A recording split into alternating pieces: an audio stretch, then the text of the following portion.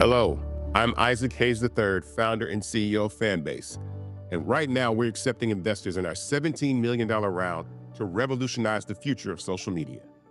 Today, for just $399, you can own 60 shares of stock in Fanbase at $6.65 a share. Go to startengine.com/fanbase and invest today. While the big platforms have grown too massive and disconnected from their users, Fanbase is building a platform where creators and users truly come first. We've already raised $8.6 million from everyday investors who believe in this vision, and now you can join them.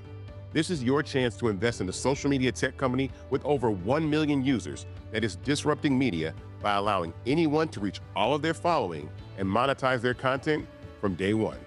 The market is changing, big platforms are failing to serve their users, and Fanbase is stepping up to fill the gap. Don't wait until it's too late. Invest now. Invest for yourself and your future. Go to startengine.com/fanbase and own the future of social media.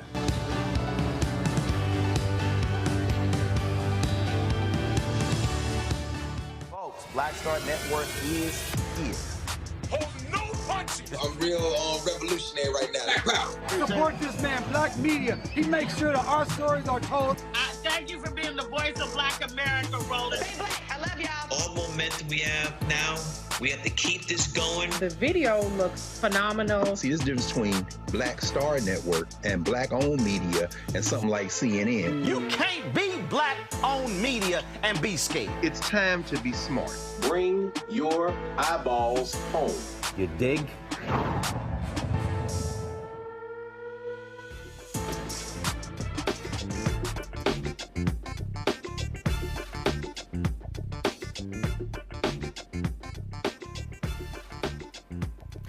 It's Friday, February 14th, 2025. Happy belated Black Love Day. This was a day founded in 1993 by Ayo Handy Kendi right here in the District of Columbia. It's Valentine's Day other places, but here we'll say it's an extension of Black Love Day. I'm Greg Carr, sitting in the big chair for Brother Roland Martin. And here's what's coming up on Roland Martin Unfiltered, streaming live on the Black Star Network.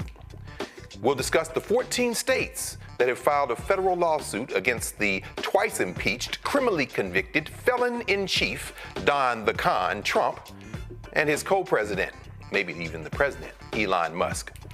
The lawsuit challenges Musk's role as head of the new Department of Government Efficiency. In tonight's Crockett Chronicles, Congresswoman Jasmine Crockett reminds her MAGA colleagues, the truth will set you free. Missouri's MAGA Attorney General is suing Starbucks, claiming that its workforce is, quote, more female and less white, as if that's a bad thing. The white man who shot an unarmed black teen who went to the wrong Kansas City house has admitted guilt in the case. This, of course, is Black History Month. Every month, Black History Month. This is the blackest of them in February. And we will talk with the 30th president and 8th female president of the Association for the Study of African American Life and History about their annual luncheon. It's coming up a week from this Saturday, and you can still get tickets. It's time to bring the funk on Roland Martin Unfiltered, streaming live on the Black Star Network. Let's go. He's got it. Whatever the miss, he's on it. Whatever it is, he's got the scoop, the fact, the find. And when it breaks, he's right on time and it's rolling. Best believe he's knowing. Putting it down from sports to news to politics. With entertainment just for kicks, he's rolling. It's on go, roll, roll, y'all. It's Roland Martin, rolling with Roland now. He's funky, he's fresh, he's real, the best, you know he's Roland Martin now.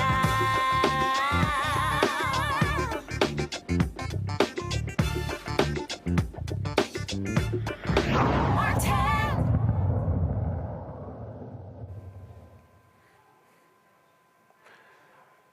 Unelected private citizen Elon Musk's DOGE is facing lawsuits, fancy that, from 14 states across the country, claiming he wields excessive power over the federal government. Additionally, MAGA supporters are expressing outrage because Judge Tanya Chutkan, you'll remember her from the federal case against Donald Trump, is here in D.C., is one of the judges determining how much authority DOGE should have. Devin Ambrez, the senior director of courts and Legal Policy at the Center for American Progress Action Fund, will join us now to discuss this issue. Welcome to World of Martin Filter, Brother Ambres. I appreciate you having me. I wish I didn't have to come on every time there was a constitutional crisis. Would love to just come on and shoot the breeze one day. Don't worry. That day is coming soon. And in the interim, we are very fortunate that you all are on the wall, of course, always with the Center of American Progress and for American Progress. And the fact that you're here with us again is a testament to the fact that we're not only not going down swinging, we're not going down. So why don't you walk our viewers through what's going on here? Obviously, it's not a surprise that there's pushback, but folks may get a little bewildered by the flurry of lawsuits. Can you sort some things out for us? What's the status now? What's going on? Sure. I'm bewildered by the flurry of lawsuits that's coming on. It's been 100% fuselage from day one. There's really two big lawsuits right now that are challenging the constitutionality of DOGE and Chancellor Musk's control over the federal government at this point. There's a case brought by the USAID workers who have been put on leave, and there's a case being brought by 14 states, both alleging essentially the same things, that Elon Musk is now an officer of the United States who is second in power only to the president. I would argue that he might have more power than the president at this point, the way that he's operating, because he's apparently not reporting to anybody in the White House. The White House isn't real sure what he's doing, and they're giving action after action thumbs ups to him. But it violates the Constitution in a couple of ways. It violates the Appointments Clause, which says that only officers of the United States are permitted to take actions that affect the practice and procedures and what happens at federal agencies. Federal agencies also must be created by the Congress. So Elon is everywhere all at once. He's got his fingers in all the pies, and he's directing firings. He's directing shutoffs of federal funding to cancer researchers and Head Start programs, to school lunches, to farm contracts. And he's getting no pushback from the administration, and the Republican Congress is absolutely laid down. So people are saying he can't do this because he was not an elected official. He was not appointed to do any of the things that he's done, and he's not been approved by Congress and the Senate in doing so. And I think it's also important to note that even if you think that if there's an argument that he's acting under the executive order, the executive order said they're setting up DOGE to figure out software efficiencies and to make recommendations, not to fire several thousand people like they did today. Yeah. And in fact, walk us through that now. The way it's being reported, these are at least the ones they're attempting to let go today. I said 1,000 at Energy and potentially 200,000 total. These are probationary hires. I mean, they've been there less than a year. They haven't yet been vested. I mean, walk us through that. How do you distinguish between this group and the larger group of federal employees? So this group, and I don't love using the term probationary. It makes them sound like they did something wrong. How about that? These are among, like, the folks that they're firing are among the best and brightest, people who have worked their lives to reach this point, people who have master's degrees and PhDs and are smarter than you and me. Yes. Who are just dedicated to working for the betterment of America and mankind, and their only crime, I think, in Elon's eyes, are twofold. One, they're not working purely for profit, and two, they work for the government, and they haven't worked there long enough for any type of procedural due process rights to vest in them yet. So there are some folks who are looking at means for litigating that, but I think we're still in the early and exploratory stages of what that could mean for folks. Okay. And last week, when the judge told them they could go ahead with some of this work, it wasn't on the merits, right? It was a question of standing. So could you walk us through that in terms of let's see. Which aspect are you talking about? Where they can go through with the buyout? Yeah. The buyout issue? Yes. If they could, that's exactly right. Accept the buyouts. Yes, sir. Yeah. That was on standing, which basically means the parties who brought the case didn't have what they call standing, an identifiable injury to proceed forward on. I think there's still a big constitutional question out there because they are saying they're obligating funds ahead of time that only Congress has the right to do. And Congress has not obligated funds for, I think, 60,000 people have signed up for the early resignation. Oh, interesting. But Congress didn't sign off on paying 60,000 people to do nothing for the next 7 months. And if you want to talk about waste, fraud, and abuse, well, Elon's right there wasting your money on people who aren't doing work who would otherwise be serving the public.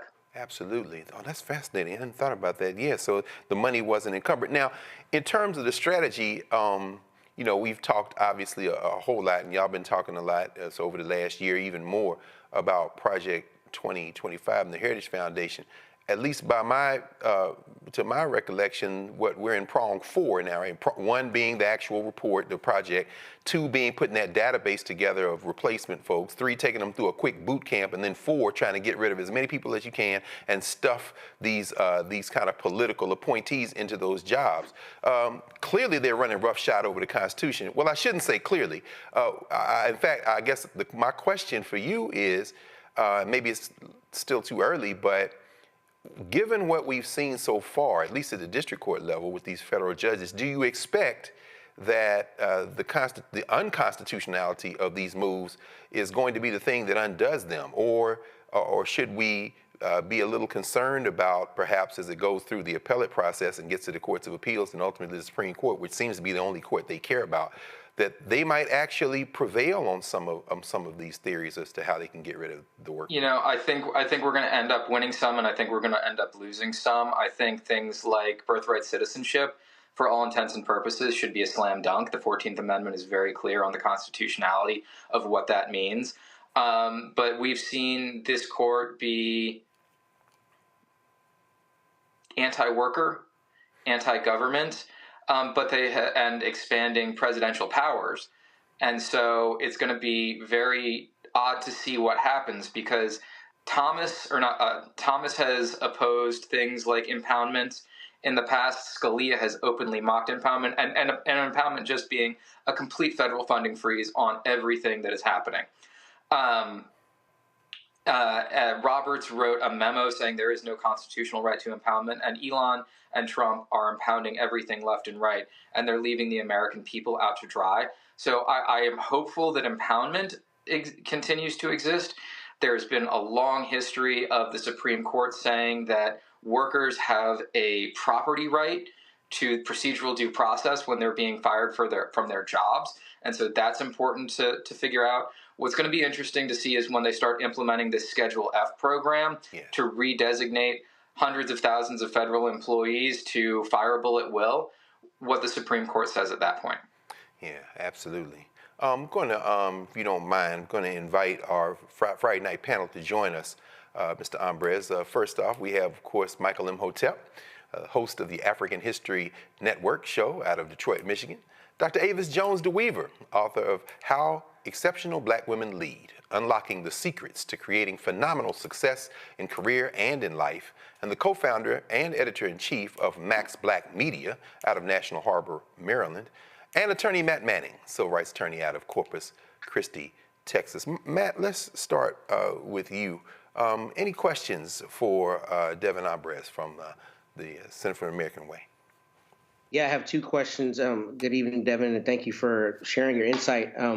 First question for you is, what is the potential practical effect of a loss here? And what I mean is, in this event, let's say the lawsuits don't go the right way for the plaintiffs, are we looking at likely the Senate confirming him truly being appointed to some position? Because when I was reading this, I was concerned, like maybe we're backing ourselves into a corner where he can end up having an actual confirmed position. So what are your thoughts in that respect? And then the second question is this seeking a permanent injunction? I mean, what could happen in the interim if a judge says, okay, I think there's a potential risk of harm? Does that mean that Elon is likely to be sidelined until a judge, makes a final decision on that? What are your thoughts in that respect? So that's 2 interesting questions. And as I was reading those briefs, I was slightly concerned about that too. But I think the thing that we need to take into context is, if DOGE is going to be this federal entity that has these massive cross-cutting authorities across every aspect of our lives, which they apparently do at this point. They're in our nuclear secrets, they're in our healthcare, they're in our education system. Congress is going to need to create some type of framework and system that DOGE could populate and Elon or would have somebody be the head of. So in order to get that, they would actually have to create this type of body, which is going to take, I think, a fair amount of work. And I think it would still have to overcome a 60-vote threshold. So I think that is a possible bulwark to all of this. If it comes down on our side and DOGE is sidelined, because oftentimes courts will look at enjoining activities if there is an opportunity for irreparable harm and if the plaintiffs are likely to win on the merits. And I think that there is a strong possibility that they could win on the merits because they've listed 5 different things, including our Supreme Court, our new Supreme Court's favorite thing, the major questions doctrine, because certainly what they're doing is questions of major political and economic importance. And so if there is a temporary restraining order, that would, I think, to a degree, sideline Elon. The thing that concerns me at that point is if Trump just blows through that and says, we don't care, we're going to do this anyway. I mean, we're already in a constitutional crisis now. At that point, the Constitution is out the window and Trump is lighting it on fire. Right. My goodness, and it sounds like J.D. Vance and Attorney General Biondi, they're chomping at the bits. Well, they think they're Andrew Jackson or somebody. This isn't the Indian Removal Act, which is bad enough. They just going to say, we don't care. Do you have an army? So thanks, Matt. Dr. Avis, it's good to see you, sis. Any questions and conversation for Devin? Absolutely. And great to see you too, by the way. I have to say you were going in the direction there of where my question was, because clearly this administration has shown that they really don't give a damn about what the Constitution says. They don't give a damn about rules and procedures. They don't give a damn about whether or not they have the authority to do what they're doing. They're just doing it anyway. And what makes me more concerned, even though we have seen some relief by some court decisions thus far at the federal level, my concern is that this is the first case that I know of that's specifically targeting Elon Musk that is acting, honestly, as an independent citizen in this very lawless way. Let's just continue to play that what-if game, right? So what if the rulings go in the direction that we believe that it should, but Elon says, I'm just going to do what the hell I want to do, because that's what he's been doing thus far. He's already getting away with unprecedented power, taking away jobs from thousands of people, leading to the deaths of individuals in terms of the work that USAID did. So I'm just wondering what happens if we do find ourselves at a moment of constitutional crisis. What's the next move? Yeah, no, and that's something that we're all struggling with right now. There are things that the Supreme Court could ostensibly step in. I think when you saw the last couple of days with the Eric Adams pay for play scandal playing out, where Justice Roberts and Justice Kavanaugh's clerk, who was also an 8-year Army Ranger with 2 Bronze Stars, called it corrupt. He was not writing that letter to Emil Bove, the Assistant Attorney General. He was writing that to Roberts and Kavanaugh. He was telling them, this is what is going on, and this is going to be upon you soon. So I am hopeful that the Supreme Court would not like to see us ruled by a Afrikaner oligarch at some point.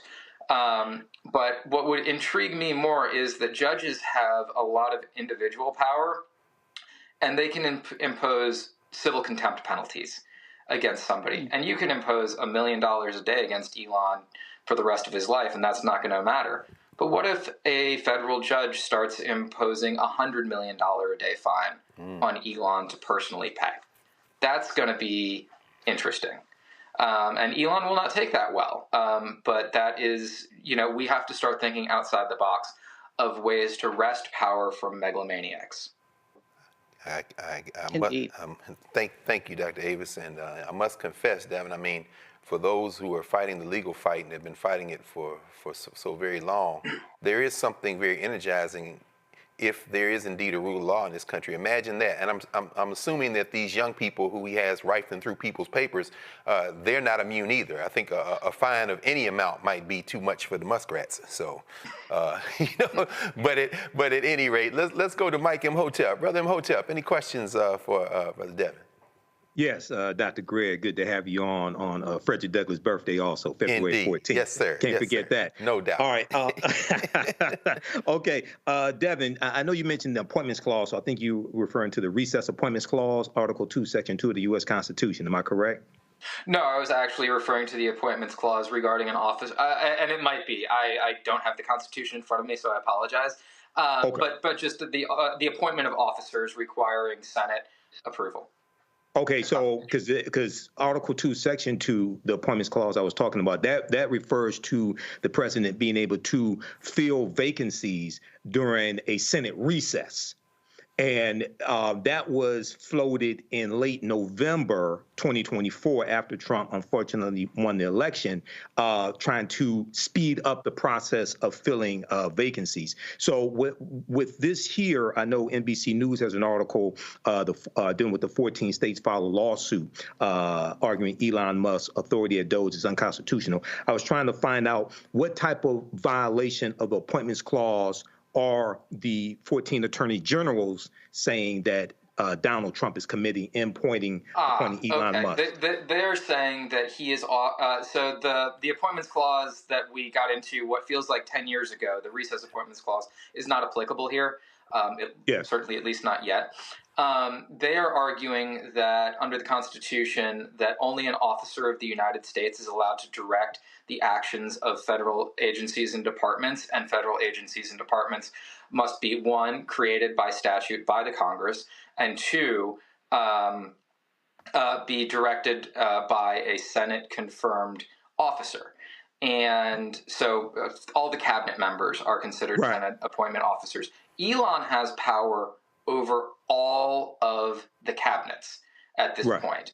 And so he is effectively an officer of the United States under any common law or constitutional reading, but he has not been appointed to do any specific job. He is not working in an entity created by Congress to operate in any specific way.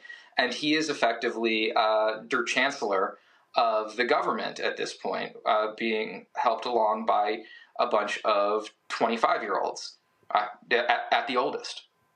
So that's the appointments clause we're talking about. He is effectively an officer of the United States who is running the federal government without being elected or confirmed by the Senate.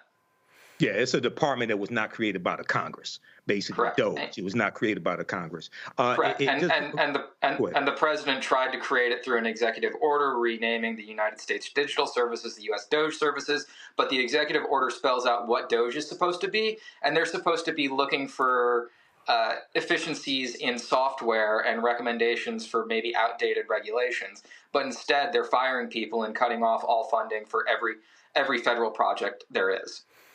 Right. And just lastly, if they want efficiencies, well, every year, the 2.4 million federal employees, according to the New York Times analysis, 146,000 retire or quit every year. Only 75,000 have accepted this fake buyout. So it's like, once again, you're not being efficient. Because you could literally just have a hiring freeze, and you would get the attrition rates you'd want to in a couple of years, instead of people have been saying they feel like they're being hunted for sport. Like, the cruelty is the point here. Yes. And Elon loves cruelty. Yes. Yeah. Thank you. Yeah. Hey, Doc, can I ask another question? Oh, please, man. Absolutely. Please, man. And Devin, I don't mean to put you on the spot in any way, but if I may ask one more question, what is your thought about, I guess, the scope of his authority being a special government employee? One of the things I've been wondering about is how the immunity would apply, like to your point, if he basically doesn't have the actual legal authority to do what he's doing. I'm wondering how that immunity would apply. Have y'all addressed that issue or thought about that?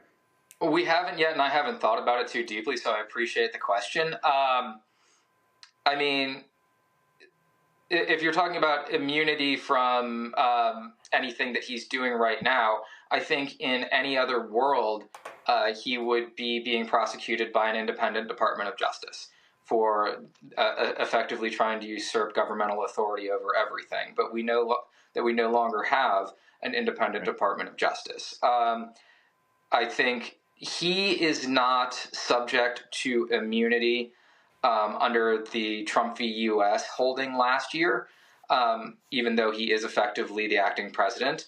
But he would, be subject to any pardons that Trump wants to throw his way, which I'm sure will come at some point. Mm-hmm. Thank you, Matt. But theoretically, I could file like an FTCA claim against Musk and argue, essentially he's not cloaked with the sovereign immunity of the United States because he doesn't have actual authority to do what he's doing. I mean, theoretically, right? But I mean, theoretically, I don't. It's been a minute since I've been a practicing attorney. You being the real deal, me just playing one on TV. I think that's real. I'm surprised that nobody's filed First Amendment lawsuits against him and X, because X is effectively a government-run news service right now, and so anything that is banned there is a First Amendment violation. I don't know why nobody's filed that suit yet. Thank you, Matt. I got one more quick question, Devin. Given the fact that like where you sit, obviously you've got a kind of eagle's view of how these winds are shifting. As we see these lawsuits being filed at the state level, there haven't been any Republican attorneys general who have filed or who have joined. Last night, Roland was talking to Randall Wolfen, the mayor of Birmingham, about the National Institute for Health pause on their grants. And it was interesting because Senator Britt out of Alabama has been trying to back channel. And I wonder if you have any thoughts on what these states are trying to do, these Republican-led states, because it seems like they're hanging back. So if the Democratic states, the AGs file and win, they win. And if they lose, do you think they're going to seek carve-outs and exemptions? I mean, talk about constitutional crisis. It's almost like the Cold Civil War is heating up again, and these states are almost taking sides based on politics in ways that we haven't seen, I don't know, maybe since the 1860s. Any thoughts on the legal strategy of these attorneys general and what may be going on right in front of us? So we've already seen or heard news of senators seeking carve-outs from Donald Trump and Elon directly. For instance, potash, which is a farm supplement, and being sought for as a carve-out for tariffs coming from Canada, from Chuck Grassley. What I think is a really interesting strategy taken by the Dem AGs is that they are not seeking universal. They're not seeking universal injunctions or nationwide injunctions for some of the cutoffs that they're suing on. They're looking for it only for their states. And so if they win on their causes, then they're going to open the floodgates to funding to blue state programs, and red states are going to be stuck in the mire. And red states are going to feel the heat.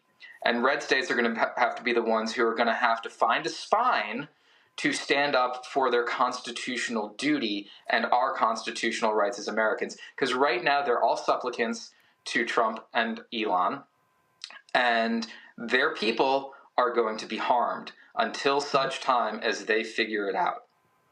That is interesting. Again, I mean, real lives are being harmed. People are in harm's way. I mean, this is a hell of a civics lesson, though. That is a very fascinating strategy. So they win. These guys got to get in line. That's fascinating. Hey, listen, thank you for spending some time with us. We'll obviously be calling on you again in the near future to continue this. Devin Ambrose, Senior Director of Courts and Legal Policy for the Center for American Progress Action Fund. Always good to be with you, man, and we look forward to talking with you again. All right, appreciate all you do. Thank you. You too, man. So we will be back in a moment here at Roland Martin Unfiltered.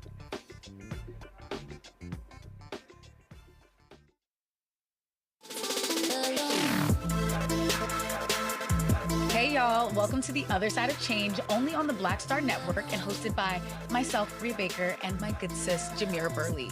We are just two millennial women tackling everything at the intersection of politics, gender, and pop culture. And we don't just settle for commentary. This is about solution-driven dialogue to get us to the world as it could be and not just as it is. Watch us on the Black Star Network, so tune in to The Other Side of Change.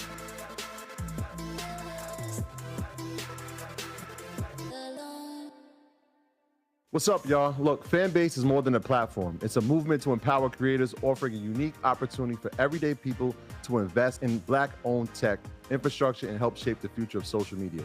Investing in technology is essential for creating long-term wealth and influence in the digital age. The Black community must not only consume tech, we must own it. Discover how equity crowdfunding can serve as a powerful tool for funding Black businesses, allowing entrepreneurs to raise capital directly through their community through the Jobs Act.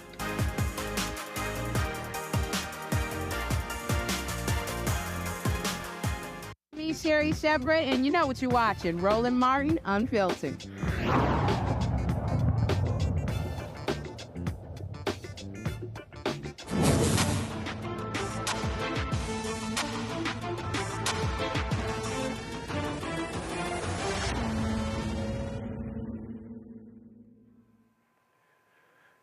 In tonight's edition of the Crockett Chronicles, Texas Congresswoman Jasmine Crockett lets it be known to MAGA that if you're questioning the Democrats, it's time to face the truth. Thank you, Mr. Chair. And just in case I go over, I just wanted to note that the previous speaker went over by a minute. We've heard a lot about the fact that Democrats have been talking about Elon Musk.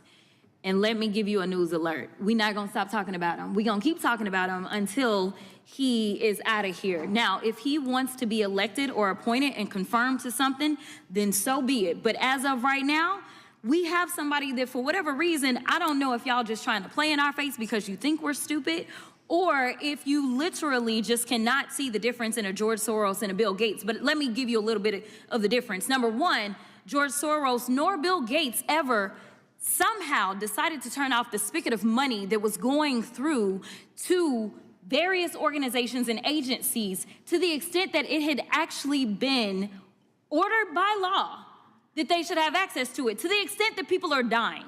There are people that have died as a result of this antic, and there are now farmers that are screaming that they may lose their family farms because we have over $500 million worth of food that is sitting and not going anywhere because of the attempt to shut down U.S. aid. So let me tell you, that is the big difference between the two of them. And let me also tell you that a big difference between Democrats and Republicans is that we don't just say we believe in the Constitution, but we walk it like we talk it. What does that mean? That means that if we believe in the Constitution, we don't just pick out the Second Amendment and say that it is limitless, nor do we pick out the First Amendment and say that it is limitless. The thing about the Constitution is that it has always been a balancing test. There are limits to this. And right now, what we continue to hear from a certain side of the aisle is that there are no limits to this lawlessness. In fact, there are limits. And I can tell you that one of those limits typically is around hate crimes. You may or may not know that when it comes down to it, if somebody decides that they want to send something hateful in, say, the U.S. mail, they can actually go to prison for that, up to 5 years in prison. So yes, there are always going to be limits. So when we start to talk about Trump and him being pulled down on any platform, this just happened to be after he incited an insurrection. This just happened to be after, in a bipartisan way, this particular chamber decided that they were going to impeach him. So there was something a little different about what he did, because as we know, it led to people actually dying. But let's talk about who's doing the nefarious things with the tech giants. Because I don't think that one side of the aisle is promoting truth, but sometimes it may seem a little treasonous. All right, so we've got this article right here about this guy. Meta says it will end its fact-checking program on social media posts. I'll talk about that a little bit later. Then we have Washington Post says it will not endorse a candidate for president. We also know that actually they absolutely intended to endorse Kamala Harris. We have this one. Google Maps now show Gulf of America instead of Gulf of Mexico for app users in the United States, which is a complete farce because it's the Gulf of Mexico. It always has been. And we know that the AP got kicked out yesterday because they refused to buy into this lie, because that's all y'all really want to promote is lies. That's the big issue that we have.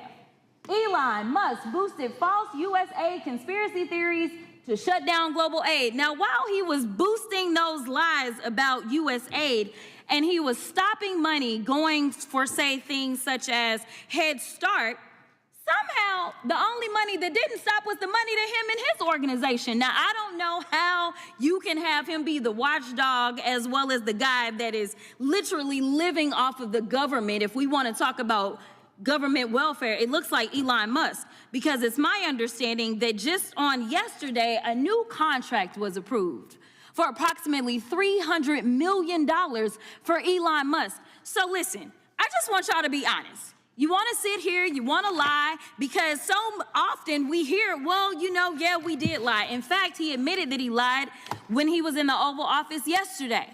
But if it's a lie that will get you into office, such as saying, I know nothing about Project 2025, yet on day one, you literally do everything that you can to implement it, including making sure that you put, say, one of the main architects of Project 2025 over the OMB, it's okay, so long as you get the power that you seek. The problem is that the game is going to be on the American people. And when I say the American people, I mean all of us. Unfortunately, I am also stuck in the twilight zone because of the lies that were allowed to be propagated.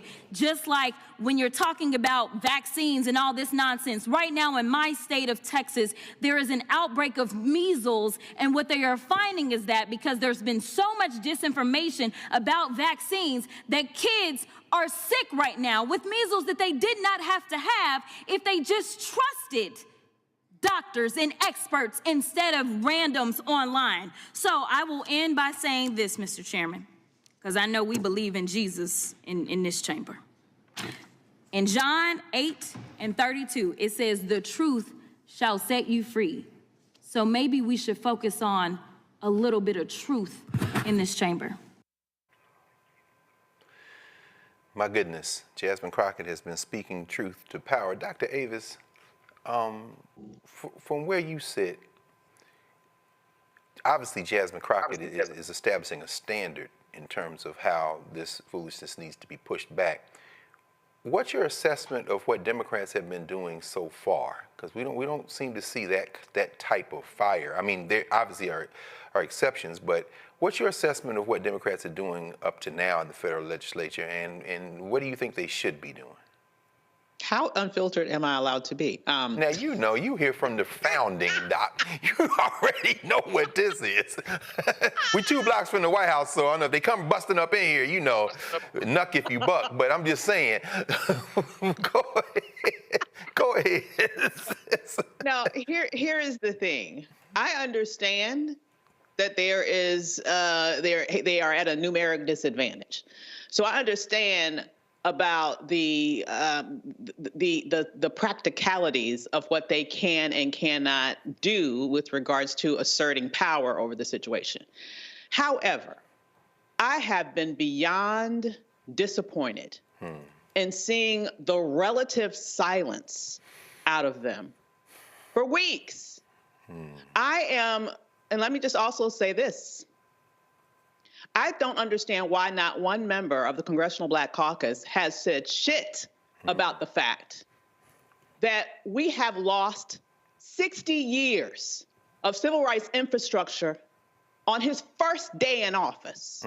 And it is now legal to discriminate in hiring and federal contracting throughout the federal government and with every private company that does business with the federal government. So I want people to understand that now you might as well be living again in Jim Crow, because this is Jim Crow era legal realities that we're operating under right now as Black people in America. And where are our leaders? I hear crickets. I hear crickets. And I appreciate what Representative Crockett is doing, like the energy that she's bringing to this. Yes. But I'm still pissed that it took weeks for them to sort of get the memo that they need to do something, except just being, in essence, you know, these very timid questioners as people are being approved. And I'm still waiting for someone to express outrage. For someone to really understand and articulate to the American people what it means when he rescinded Executive Order 11246, I think that it is derelict of duty for those people who claim to be leaders. And let me just also say, and I'll stop here, not just elected leaders, but those who claim to be leaders in our community. Where are you? Where are you now? That's right. Why are you so silent? That's right. Why are you muzzled? Who is really pulling the strings? Yes. What is going on here? Because I understand the gravity of this moment. I'm outraged. I'm pissed. I'm doing what I can do as a private citizen, specifically with regards to trying to help give direction to business owners who have been sorely impacted by this as we speak.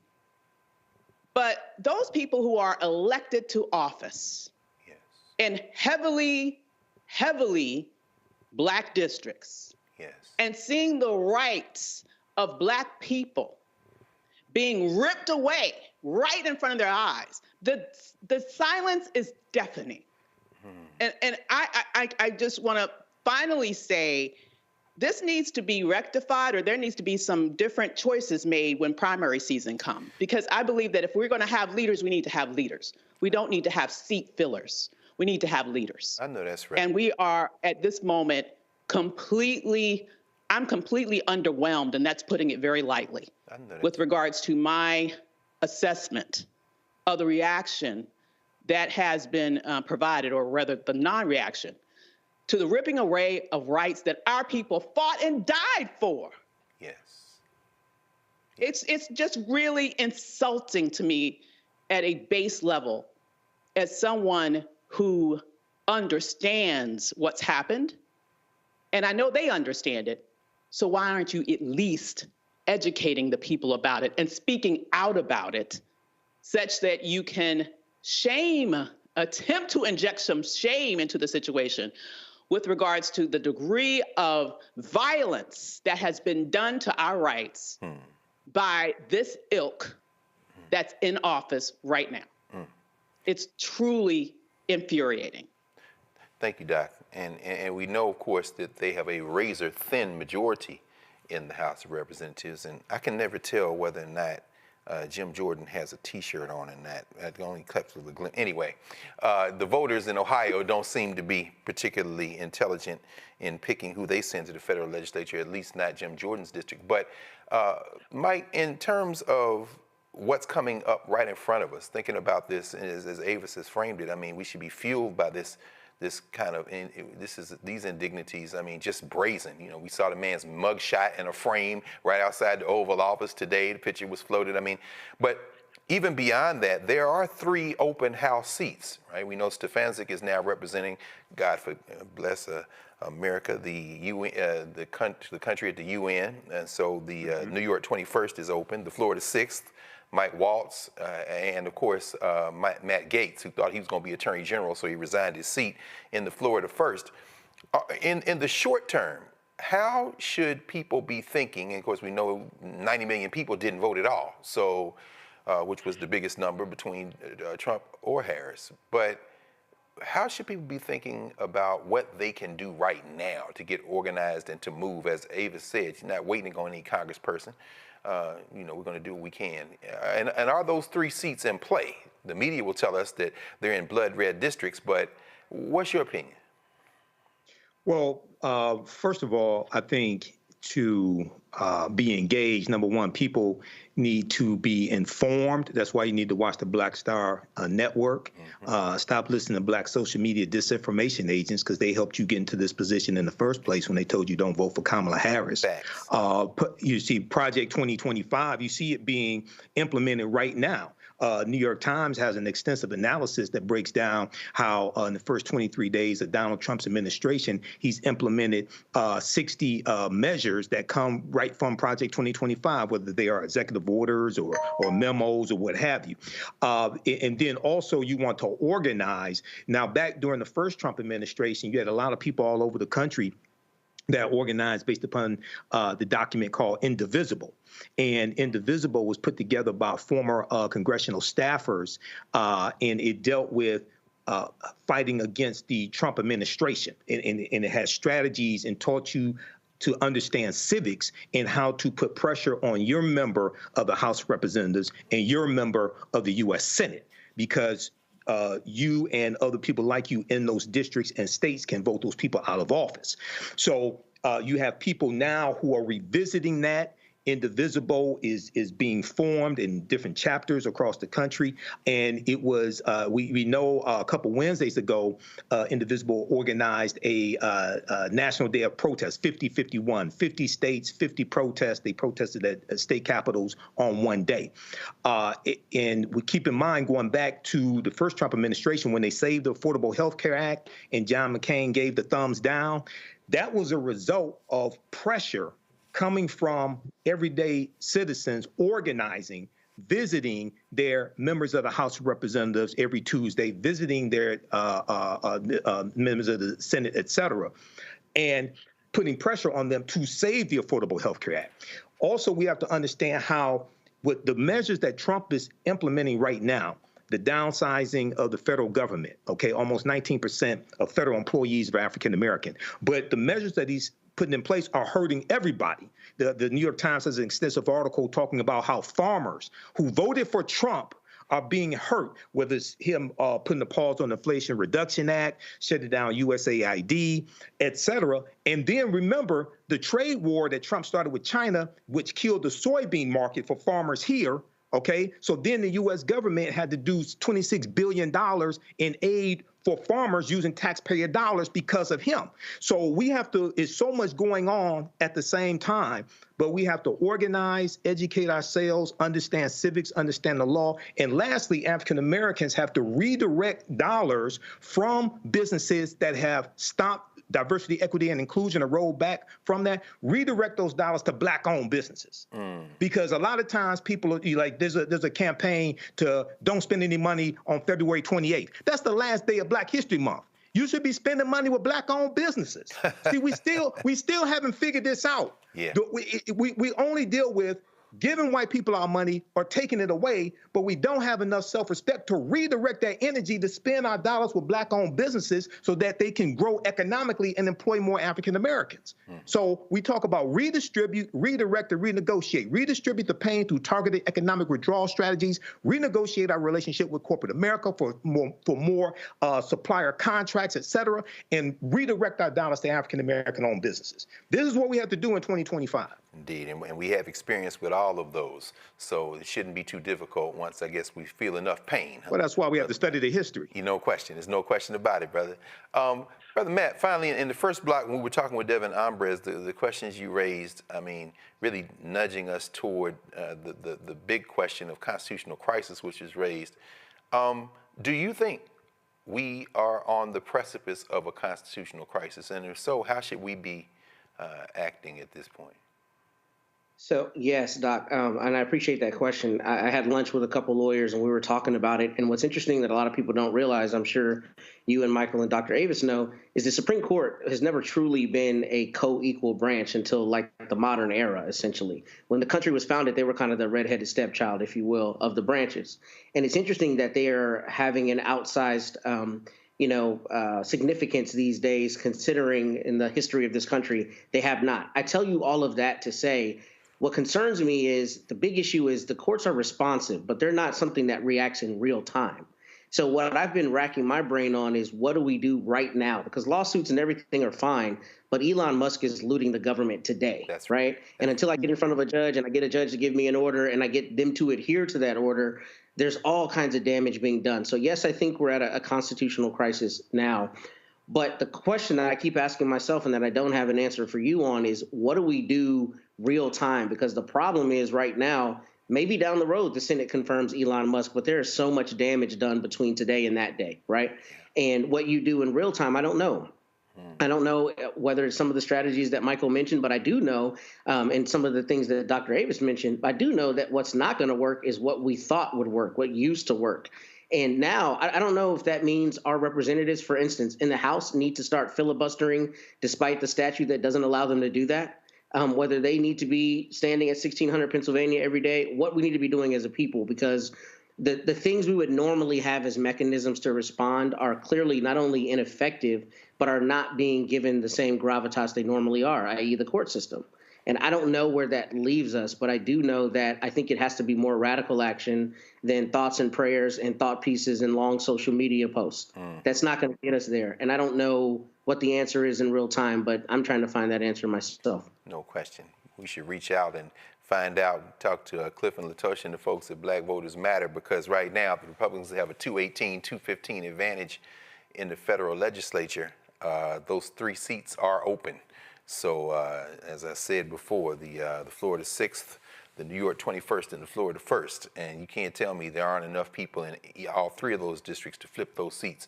And we might be able to make short work of this in the near future, because they're going to have special elections. But that would require a hell of a lot of work. And of course, we've done that kind of work before. We can do it again. So we're going to take a pause here for a moment. Roland Martin Unfiltered will be right back here on the Black Star Network.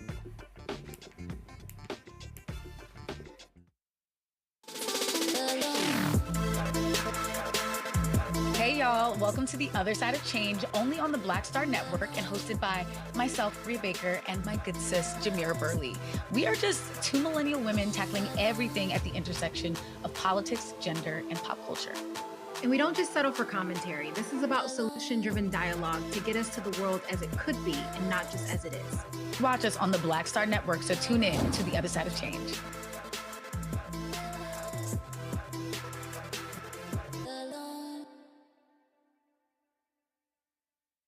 When you talk about blackness and what happens in black culture, covering these things that matter to us, speaking to our issues and concerns. This is a genuine people-powered movement. There's a lot of stuff that we're not getting. You get it, and you spread the word. We wish to plead our own cause.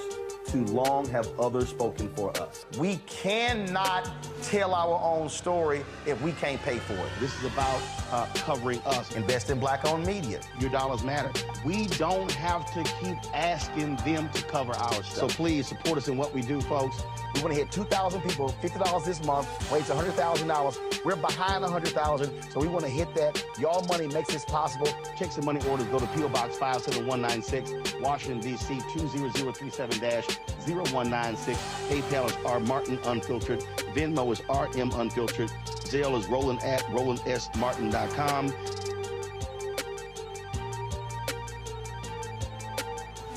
I'm Russell L. Honoré, Lieutenant General, United States Army retired, and you're watching Roland Martin Unfiltered.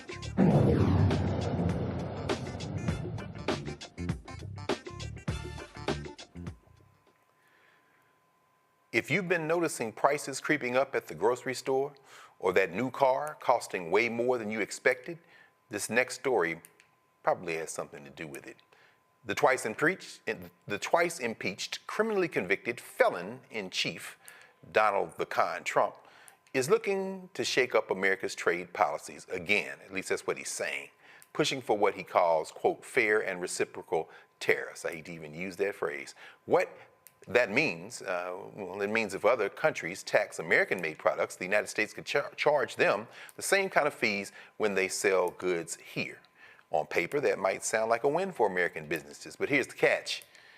Those costs usually get passed down to us, the consumers. Yes, it's a tax. The tariff is a tax.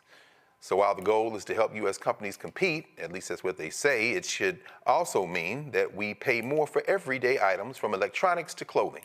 Trump's team has 180 days to figure out which countries could face these new taxes, and he's already pointing fingers at India, saying they tax American goods more than anyone else. And let's not forget China, Canada, Mexico. They're also on his radar, among others.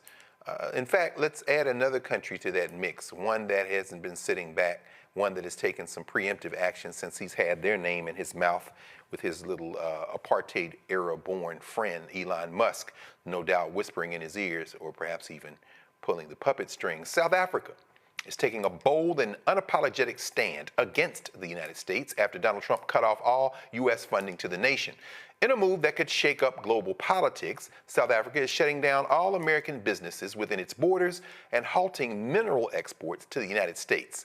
The message from Pretoria is loud and clear. Africa is not a beggar continent. A South African government spokesperson says the country, quote, will no longer be taken for granted. This is no small move. The United States earns over $25 billion in profits from South Africa every year, but that revenue will be gone. And it's not just businesses that will be losing. The minerals that power American industries will no longer flow. President Cyril Ramaphosa says that he has had enough of Trump's accusations, from land confiscations to so-called, quote, horrible crimes. The U.S. is also skipping the G20 talks in Johannesburg. Brother Mike, I saw little Marco say he wasn't going. The arrogance of Marco. And then, of course, the South Africans were like, fool, the meeting is in South Africa, but it's a global meeting. What the hell are you doing? Mike, what do you think? What do you make of these saber-rattling tariff threats and the fact that the rest of the world seems, if not yet ready to move on completely, certainly seems to be offshoring things and making other alliances and making other arrangements to perhaps hasten the decline, the inevitable decline of the U.S. empire? Any thoughts on either of these stories? Well, other countries are looking at how deranged Donald Trump is, and I would argue worse than the first time around. And they're making moves to protect their country, to protect their economy.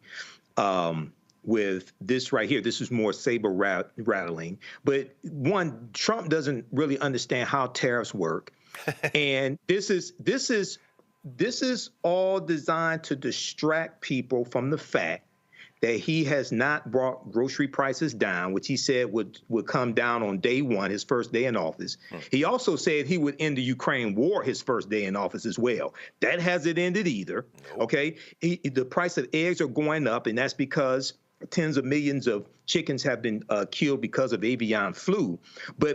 And remember, in December 2024, when he was interviewed by Kristen Welker, I think it was December 2024, the month after the election, NBC News, he said, well, once prices go up, it's very hard to bring them down, okay? He was already backing away from bringing down grocery prices because he knew he could not do it. So now what he's going to do is try to distract with more saber rattling. But if he implements these reciprocal tariffs and the stock market tanks again, like it did on that Monday, the day before he was supposed to implement the 25% tariffs on Canada and Mexico, the stock market started going down, the futures market started going down. Then he backed off of that.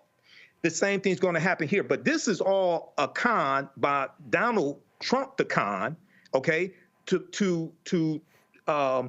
distract from the fact that he can't bring down the price of groceries. He does not know how to do that.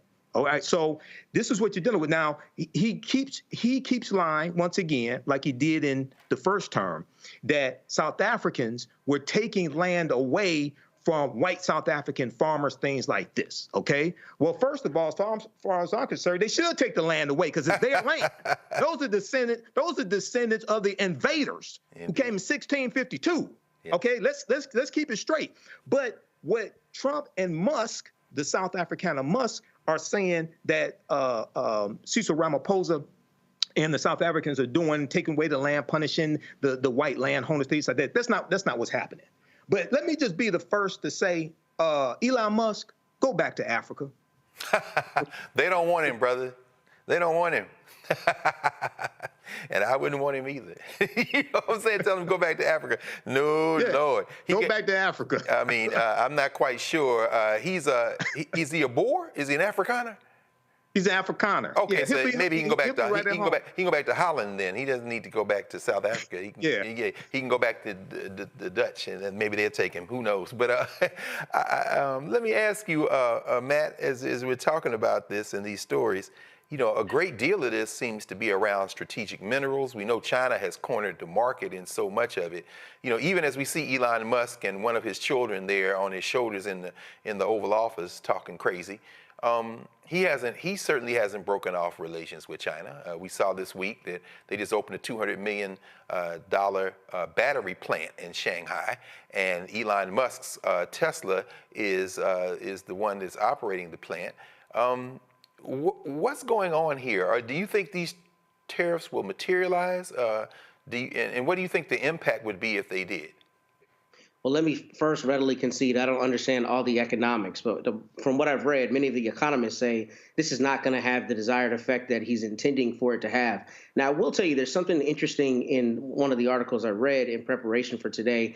I did not know that Germany, has a $72 billion trade surplus as between themselves and the United States, based on the imbalance of the tariff as it relates to American, products going to Germany as opposed to European products coming here. So maybe I'll be the unpopular voice and say that I would like to see how the economics on that shake out. That might allow some kind of negotiation that could be in the American interest. The caveat to that, however, is there is an a very far right anti-immigration movement in Germany right now that's terrifying. And it scares me, the idea of the United States and this authoritarian in chief in any way aligning with the Germans right now, who have, from my understanding, had a moratorium on any kind of extreme far-right policy parties being involved in the government. And that really, really concerns me. So I don't know if there's some deeper thing behind the veil that we can't see as it relates to the implementation of those tariffs. It's also interesting that you mentioned China, because that was my first thought. I mean, if China is being floated as public enemy number one for the United States, this seems to be counter to American first ideals. If you affect the standing of America on the African continent and you allow entree for China to continue to cement its foothold, that seems to me to be inconsistent with their focus. But I will say, the best part of all of this is I love that South Africa said, "Kick rocks, we don't need you." That to me is crucial. And I hope that takes root across the African continent even further, where other countries are saying, "We don't need you. We don't need you." And here's the thing. You need our minerals. Y'all have been, taking minerals and taking natural resources since time immemorial, and now it stops. And I'm wondering how that's gonna play out. But it does concern me that with somebody like Trump, he may then use a war as a subterfuge to get to those minerals. I wouldn't be surprised if he's then talking about military action to go save the oppressed Afrikaners and Boers there in South Africa as an entree to get those minerals. I mean, who knows what they're going to do next? That does concern me, but I like that South Africa has taken this stance and has said unequivocally, we are a sovereign nation. We don't need you. Kick rocks. By the way, the stuff you've been getting from us, you will get no more. I think that is a very strong flag to plant in the sand, and I'm hoping that that takes root across the continent. I would agree with you, brother. Yeah, and it's definitely resource wars. I mean, with Trump talking crazy about Gaza, and of course, as we count down till noon tomorrow, I guess by noon tomorrow, all the Israeli hostages are supposed to be released, and Bibi Netanyahu has never had any intent except to continue the killing. I'd be very surprised if they don't go back in there right now. But of course, one of the things that is under-discussed is the fact that the Levant gas field under Gaza, with 122 trillion cubic feet of natural gas. So people are talking about 2 million Palestinians. No, let's talk about 122 million cubic feet of natural gas in Gaza. These folks are fighting over resources. And Elon Musk is not in this. He's with the Chinese. And as the South Africans said the other day, there will be no vacuum. If the United States pulls out, China will be there. Dr. Avis, what do you make of these geopolitics? I mean, the United States has not sold more than it is imported since 1975, so this isn't a new issue. What do you make of this, and should we be concerned and paying attention to these moves? Well, we always have to pay attention to these moves because at the end of the day, the American consumer is going to be left with the bill, number one. Also, I think it's very interesting, specifically as it relates to South Africa and some of the other ideas that they were floating around. It's interesting that, this particular government who came in saber-rattling around mass deportations and wanting to get all of these people with darker skin out of here. It's interesting how they wanted to open up the door for white South Africans. It's just very interesting, is it not? So, it just really shows you once again the hypocrisy of this administration. It's not about principles. It's not about doing things that they believe are to the best interest of Americans. It's really about taking political stands, sometimes doing things that are just petty as it relates to their worldview, to put them in alignment with a right-wing ideology. And then sometimes it's just they are looking to do something. I think for Trump, a lot of it is, as was mentioned before, I think he just wants to be shown as being tough. He wants to, it sounds like it's tough. We're going to do this. We're going to do that. But similar to what we saw with regards to his threats against Canada and Mexico, we saw there that when the rubber hit the road, he found a way to backtrack. Okay, so it's interesting to see how it will actually shake out. However, what we are noticing here is an administration that has shown its colors with regards to its hypocrisy. It's shown its colors with regards to its white privilege, not only in terms of how they, how the sort of the stand of the culture of this specific space and all of they're doing in terms of the policies, but even in terms of their immigration policies, the hypocrisy around that. And finally, with regards to the tariffs, I just feel like he's trying to appear tough and be damned what the actual implications are on the American people. Absolutely. Absolutely. And it's funny you mentioned that in terms of immigration and all these threats that are being bandied about. Junior Varsity Vance was in Munich today at the Munich Security Conference. Of course, Hegseth, the Christian soldier, Secretary of Defense, was over there talking crazy about hard power and some very phallocentric language, which should have been disturbing to anybody with 2 ears and an idea on patriarchy. But Vance followed him up by telling the Germans that they need, and Europeans, they need to be a lot more flexible on on freedom of speech, and they need to also police their borders for immigrants. That, as Matt, as you were saying, in Germany, where the Alliance for Democracy, this neo-Nazi spouting party is gaining strength, and Elon Musk is directly interfering in their elections. So we really are internationally teetering on something we haven't seen before, and the Europeans aren't sitting back either. I mean, they seem to be moving toward more solidarity politics, and they may even have a couple more countries join NATO as a result. So it could be interesting. So we'll be back in a moment here. You're watching Roland Martin Unfiltered on the Black Star Network, and we'll be right back.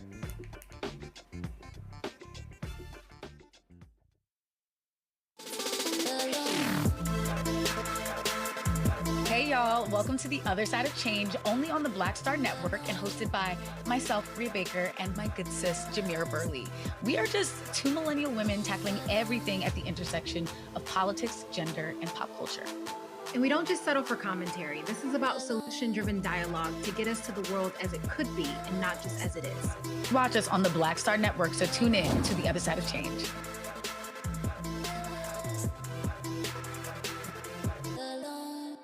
Next on the Black Table, a man Cornel West calls the greatest Democratic theorist of his generation. Adolph Reed joins us to talk about his eventful life and his book, The South, Jim Crow and Its Afterlives. Somewhere between an electoral sweep or an out-and-out coup or putsch, I think the danger is quite real. Join us for the Black Table, only on the Black Star Network.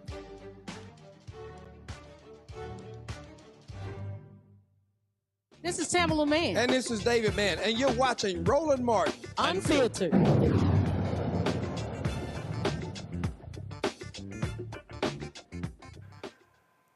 Everybody, I might as well mention here at the onset now, since you all saw that that ad for the Black Table, that we are lining up new guests, and we'll have some new sessions at the Black Table coming up very soon. With that in mind. Grammy Award-winning R&B group Boyz II Men recently met with the Speaker of the House of Representatives and the House Democratic leader to advocate for the passage of the American Music Fairness Act. This act, which has been endorsed by over 300 artists, aims to ensure that musicians receive payment whenever their songs are played on AM and FM radio stations. Additionally, it allows smaller radio stations to access an unlimited library for less than $2 a day. Boyz II Men emphasized that this legislation would enable artists to earn royalties from radio stations for the use of their music. Good for you, boys to men. I hope they didn't tear my adopted hometown up today. I know they had the Eagles parade. I guess Philadelphia is still there. I have to check when we get off air. Let's go to Washington, D.C. and the John F. Kennedy Center for the Performing Arts, which of course has been in the news a whole lot the last couple of days. The twice-impeached, criminally convicted felon-in-chief strikes again. Donald Trump dismissed 18 members of the Kennedy Center for Performing Arts board and replaced them with individuals who share his views. As a result of this leadership change, several prominent artists have canceled their performances, and key board members, including musician Ben Folds and acclaimed television producer Shonda Rhimes, have resigned in protest. Shout out, by the way, to Issa Rae, who had a sold-out event that she canceled and said that all your money will be refunded. Additionally, dozens of D.C. residents gathered outside the Kennedy Center to express their disapproval of Trump's changes. Trump appointed Richard Grenell, the former ambassador to Germany in the first Trump administration and former acting director of national intelligence, as the interim president of the Kennedy Center. Trump removed Deborah Rutter, the long-serving president, months before her planned departure. Dr. Avis, I don't know, I imagine you've had the occasion to go down to the Kennedy Center once or twice over the arc of your time in the district. Any thoughts on this development at the Kennedy Center? You know, I have to say, I know we've been talking a lot today around constitutional crises and extra constitutional actions. And I just want to say that we should not downplay the importance of this with regards to seeking to shape what we consider the arts in this country. You put that in the context of all the book bannings that are going on. You put that in the context of all these other appointments that are going on with sycophants and right-wing ideology as being the only sort of guiding theme through the departments that are being now reconfigured. And I would have to say, that our democracy has already been compromised. It's already lost. What we are experiencing now is an authoritarian system. And this is happening throughout government. It's happening throughout the arts. It's happening throughout culture. It's happening throughout what books you are even allowed to read. Democracy has already fallen. And this is just one additional example of how it is being played out.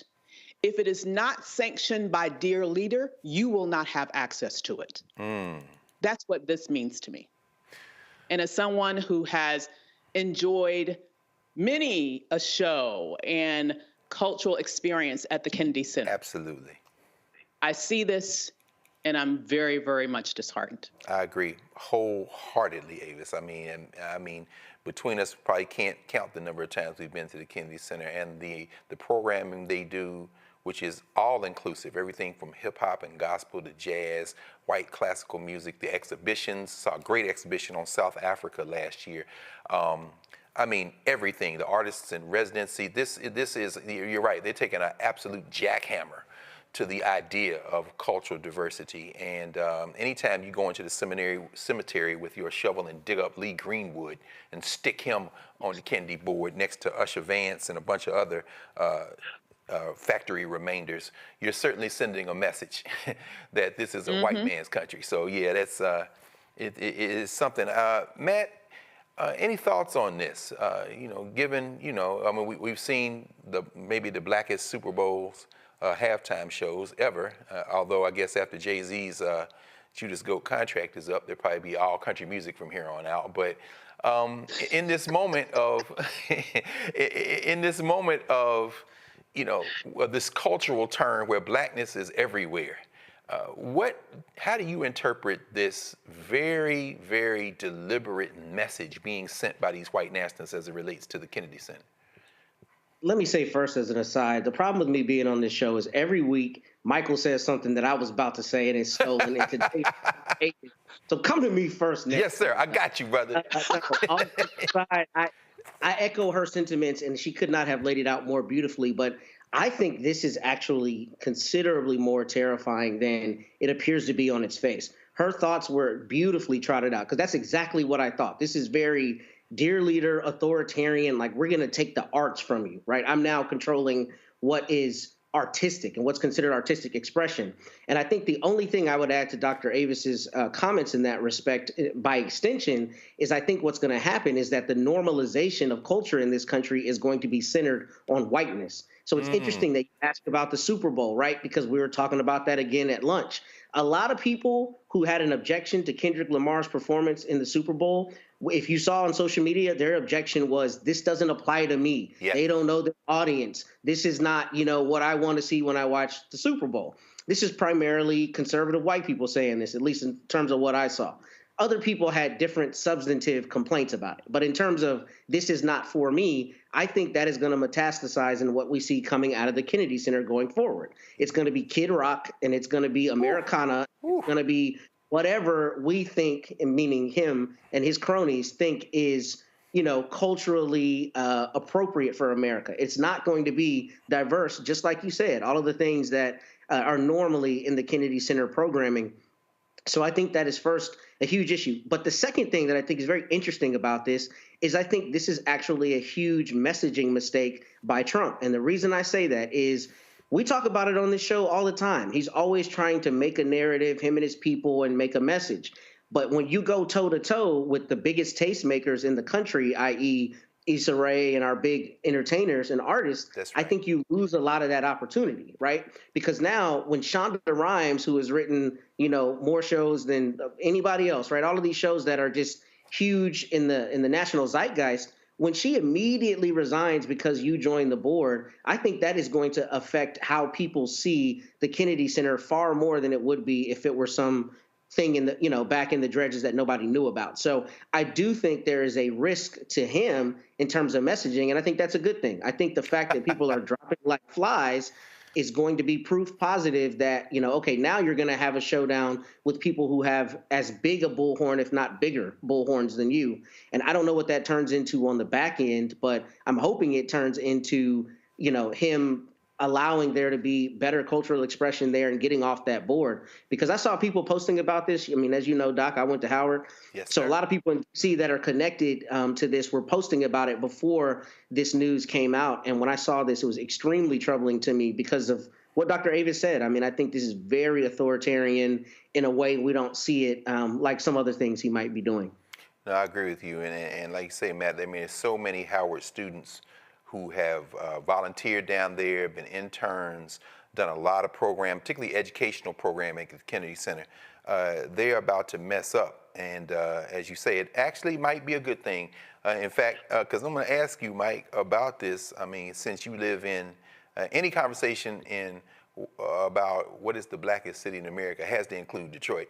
And I'm sure that nobody in Detroit or Chicago or LA or the Bay Area, at least those who are left in Oakland and San Francisco and New York and Atlanta, Dallas, they're certainly not looking to the Kennedy Center to set taste. I'm wondering, even in terms of this, how we think about the United States of America as a nation, which I've always said it isn't. There is no one culture here. There's no cultural unity. Does the Kennedy Center, does this move perhaps energize those people who are not, maybe to say, well, at least for the time being, we're not going to look to the Kennedy Center and let us withdraw our resources and perhaps maybe set up some other places that people should look to while we weather the storm of this white nationalism as it descends here in the district? I think what this move will do is to further draw attention to Project 2025 and Donald Trump's implementation of Project 2025, because one of the aspects of Project 2025 from the Heritage Foundation is dealing with erasing the racial reckoning that took place after George Floyd was killed. Indeed. And that deals with everything from diversity, equity, and inclusion. That deals with everything from having more inclusion when it comes to the arts. It's basically all across the board. This is a counter set. Now, if you just look at what happened, so this is Black History Month, okay? And as we all know, Black History Month was never designed to be the only time of the year we study our history. People who keep saying that nonsense, like Morgan Freeman, don't really understand Dr. Carter G. Woodson. Yeah, that's right. In Black History Month, you had Beyonce to win Album of the Year with Cowboy Carter. That's right. Okay, which infuriated MAGA because she's also a country star. You have the new Captain America movie with a black Captain America. That's going to drive MAGA crazy as well. Okay, and then you had the blackest Super Bowl halftime show that set the record. 133.5 million people watched it. Now, I haven't watched the NFL game since Colin Kaepernick left the league in 2017. Neither have I, brother. That's right. That's why I'm wearing my Colin Kaepernick shirt again, because I know you and I are right here. Yes, Dr. sir. Red Carl. Yes, sir. But, Yes, sir.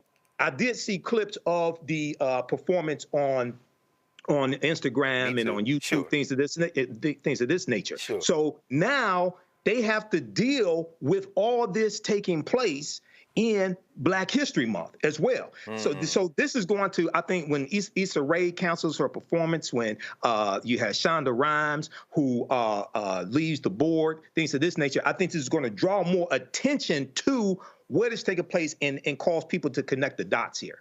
But this is just another white supremacist move from co-president Donald Trump, and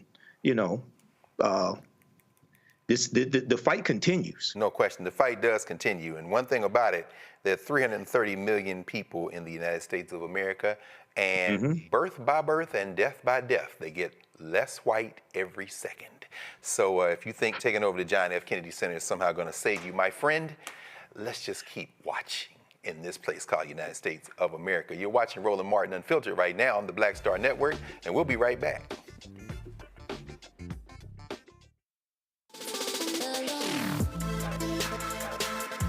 Hey y'all, welcome to The Other Side of Change, only on the Black Star Network and hosted by myself, Bria Baker, and my good sis, Jamira Burley. We are just two millennial women tackling everything at the intersection of politics, gender, and pop culture. And we don't just settle for commentary. This is about solution-driven dialogue to get us to the world as it could be and not just as it is. Watch us on the Black Star Network, so tune in to The Other Side of Change.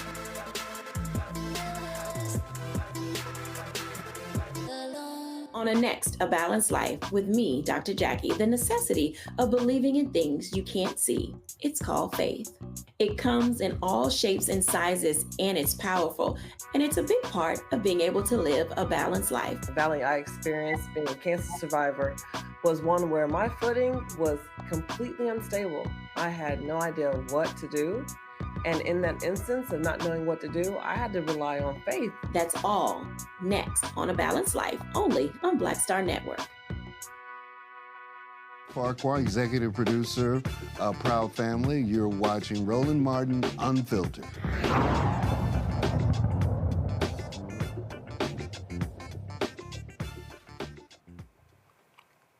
Missouri's Republican Attorney General, Andrew Bailey, has filed a lawsuit against Starbucks, accusing the company of, quote, systemic racial and sexual orientation discrimination. Bailey claims that Starbucks implements hiring quotas that result in a workforce that is, quote, more female and less white, end quote. I guess women can't be white. Starbucks employs approximately 211,000 people across the United States and operates about 200 locations in Missouri.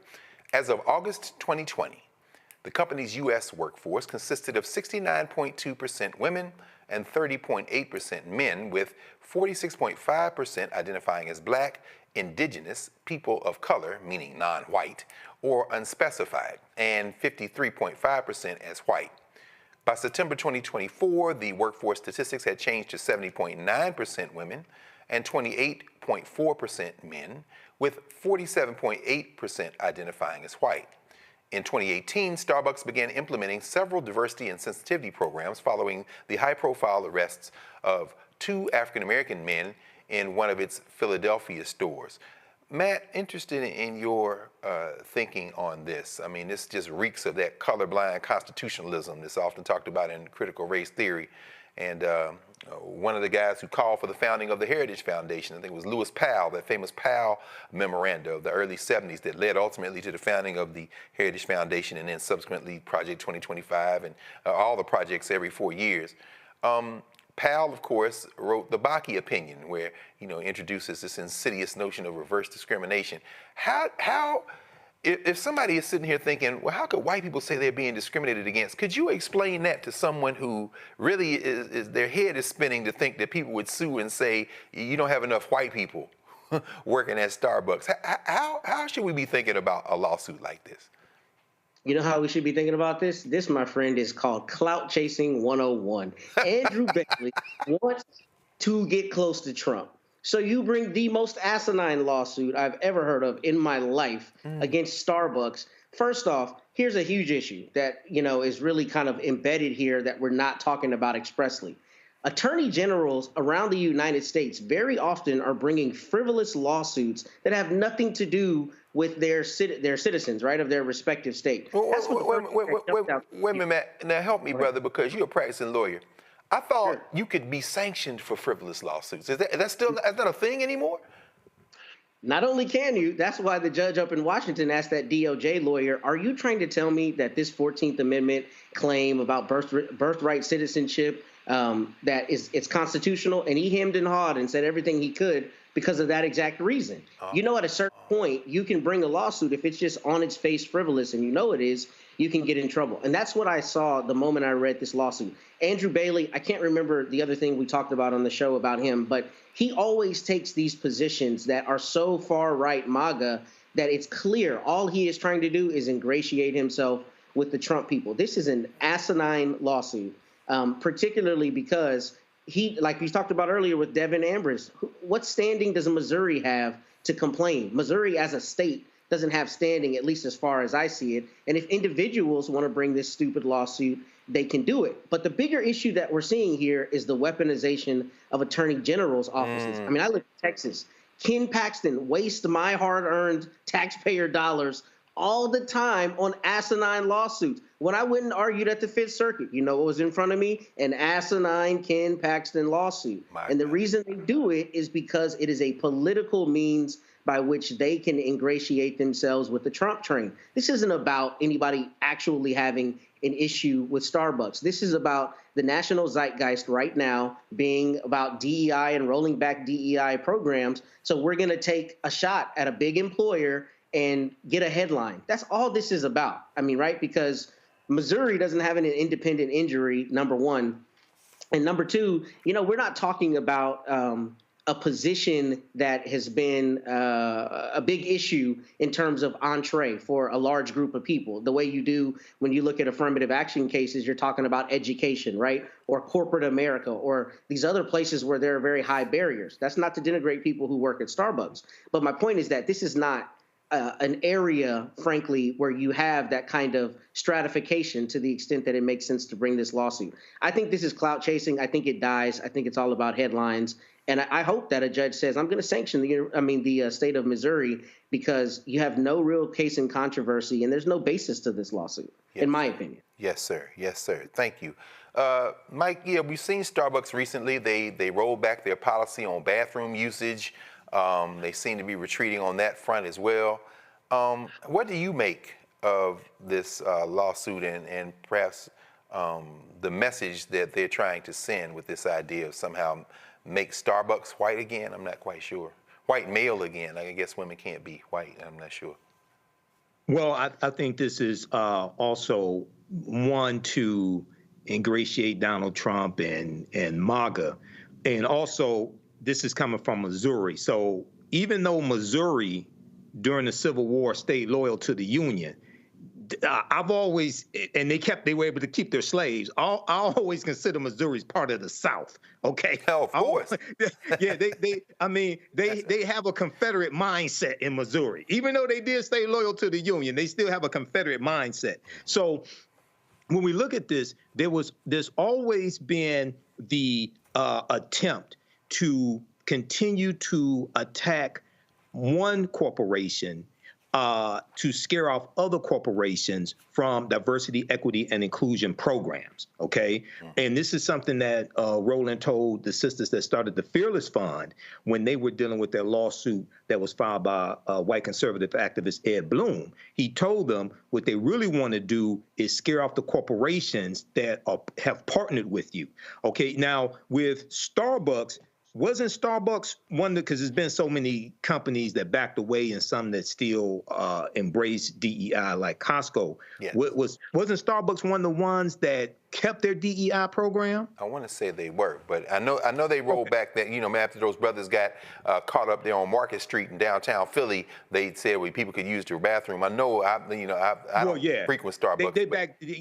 They made the restrooms public. They made the restrooms public. But they rolled that back recently. I mean, that's that. I think so. Yeah. But I think they still embrace their I think so as well. Program, so to say, which is why they're being sued. Yeah. Now, also remember, Pam Bondi, who I like to call Pam Blondie, the new Attorney General, looks like she's right off of Fox News.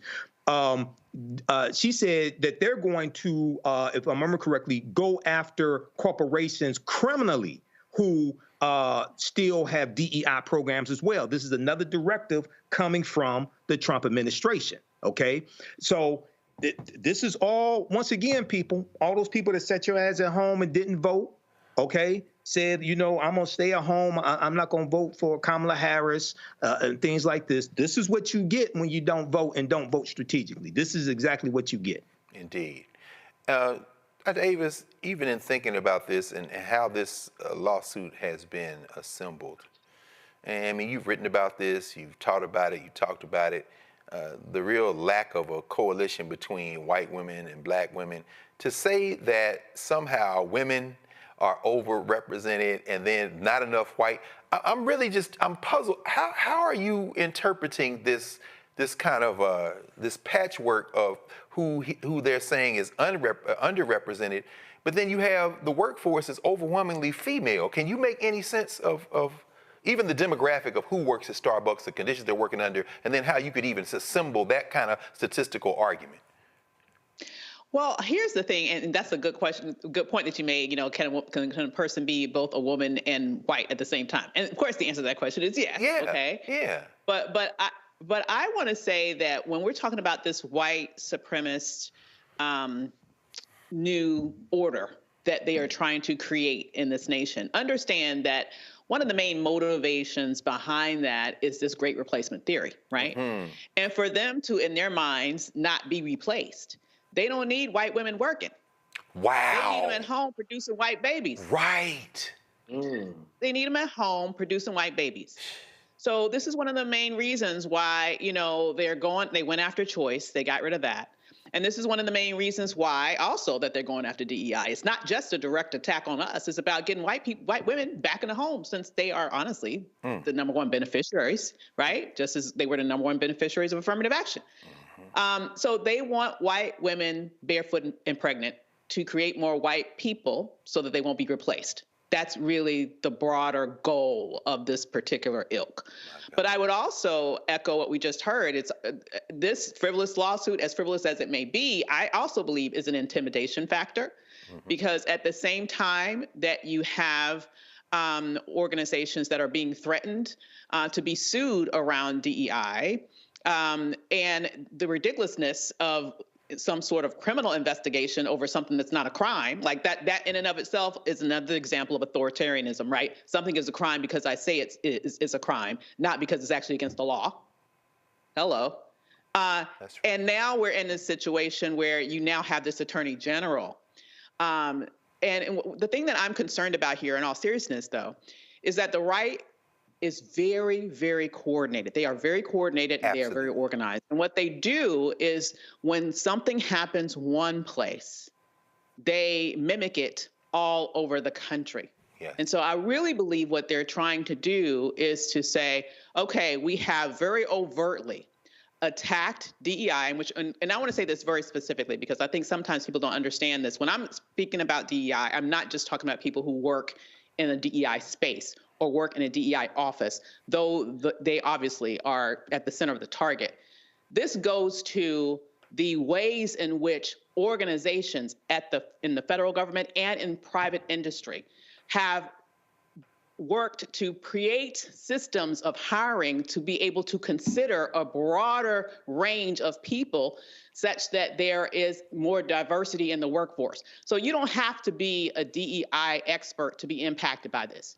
if you are Black and you are trying to get a job or you're trying to get a contract as a Black business owner, DEI policies expanded the pool so that you would be considered.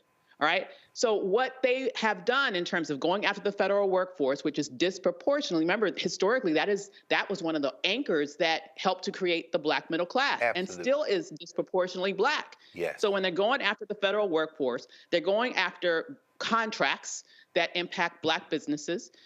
When they're doing that, they're going after, in large part, the Black middle class. My question when I see this is, are they going after the Black closer to working class? Yeah, oh, absolutely, absolutely. By saying, yes, under any circumstances, if we are seeing, we want to plant this thought in the mind of employers, don't hire that Black person, or else you might be sued.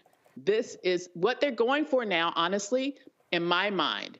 It's not about just these policies. It's not just about the economics of it in terms of the overarching trickle-down effects when you look at all these people getting fired.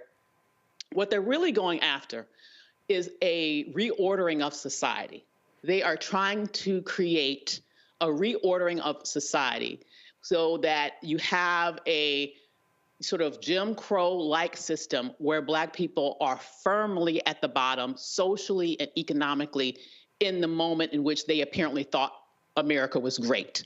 So now we have the answer to the question of when was America great with regards to the saying, make America great again. Yes. They are trying to recreate that reality by making any company at every level think twice when it comes to hiring Black people or when it comes to awarding contracts to Black entrepreneurs. That's exactly what's going on here. And to me, as frivolous as this is, that is the broader motivation for it. Absolutely. I was trying to see if Starbucks posted some of its demographic broken down at the intersection of gender and race, and at least from their website, it appears that Black females only make up 5.8% of the workforce, Black males 22.3%, but it looks like white females are 12.8%. Looks like the biggest group working at Starbucks, and this is as of 2024, the report said, looks like they have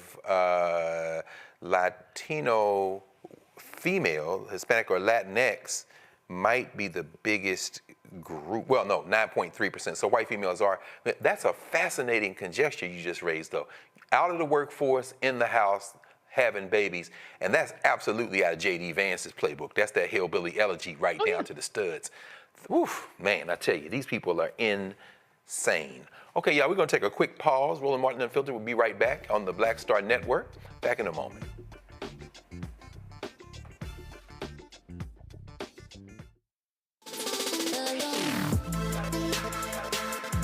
Hey y'all, welcome to The Other Side of Change, only on the Black Star Network and hosted by myself, Rhea Baker, and my good sis, Jamira Burley. We are just two millennial women tackling everything at the intersection of politics, gender, and pop culture. And we don't just settle for commentary. This is about solution-driven dialogue to get us to the world as it could be and not just as it is. Watch us on the Black Star Network, so tune in to The Other Side of Change.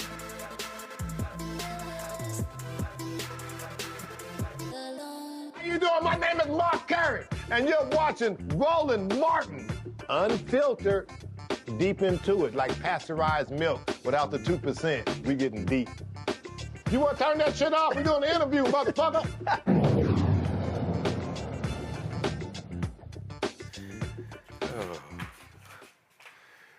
Mark Curry, man, I tell you, the white Missouri man who shot an unarmed Black teen who rang the wrong doorbell pleaded guilty to second-degree assault.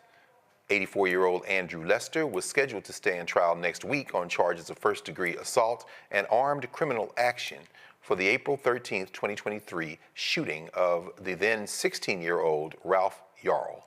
Yarl survived the incident, thank the ancestors, and has since graduated from high school.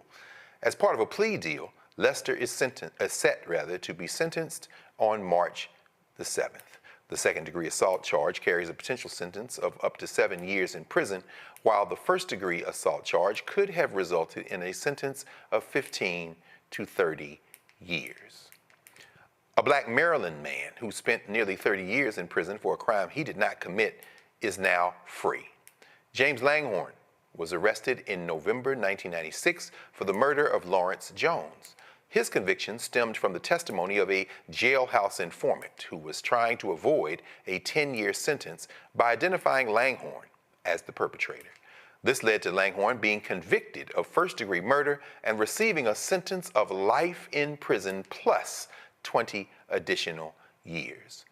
Officials noted that there were no witnesses to the murder and no valuable physical evidence was recovered from the scene. In February 2019, Langhorne requested a review of his case from the Conviction Integrity Program of the Office of the State Attorney for Baltimore City. After a 5-year investigation, the state concluded that Langhorne had been wrongfully convicted. Dr. Avis, what in the world?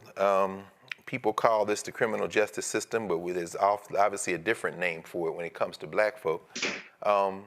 Justice delayed, justice denied. At least he is out, and then this guy, shot this brother. He's going to be sentenced, took the plea deal. Sort this out for us. In your opinion, what can we make of these two cases? When you hear these stories? Well, it just shows you that justice is not blind in America. I will say, though, it warmed my heart to see the warm hug that he was receiving upon his release. And it shows you that in spite of all that we face, you can't break our spirit. You can't break our bonds. You can't break our love for one another. I think that's absolutely beautiful. And I'm so happy that he has finally found justice. I am hopeful that hopefully once we get past this very, very disturbing moment that we are experiencing right now, that we will no longer be hoodwinked into sitting home because, we do have a modicum of power in this space that we are not exercising fully. I mean, you have to be a registered voter in order to sit on a jury. Yes. Yeah. We have the power to elect in many states, in many spaces, the prosecutors, right? Judges even.